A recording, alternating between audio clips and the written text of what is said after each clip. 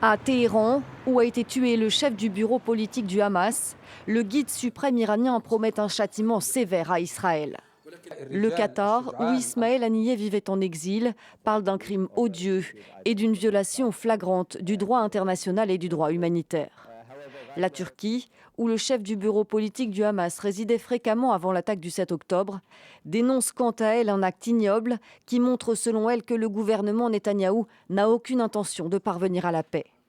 Pour le Hezbollah libanais, déjà en conflit ouvert avec l'État hébreu, l'assassinat d'Ismaël Haniyeh renforce la détermination des résistants sur tous les fronts à poursuivre le djihad et à affronter l'ennemi sioniste.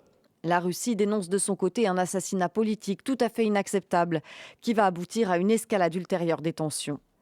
Même tonalité du côté de la Chine, pour qui cet assassinat compromet les chances d'aboutir à un cessez-le-feu à Gaza.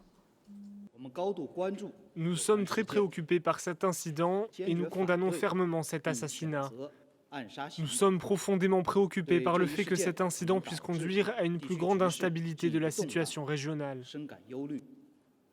Face à la crainte d'une escalade des tensions au Proche-Orient, le chef du Pentagone des États-Unis dit vouloir s'employer à faire baisser la température dans la région, tout en promettant de défendre Israël en cas d'attaque. Je l'ai déjà dit, je ne pense pas que la guerre soit inévitable. Je le maintiens. Je pense qu'il y a toujours de la place et des opportunités pour la diplomatie. En Cisjordanie, le président de l'autorité palestinienne Mahmoud Abbas, dont le parti est pourtant un rival du Hamas, a fermement condamné un acte lâche, le qualifiant d'évolution dangereuse et appelant les Palestiniens à l'unité.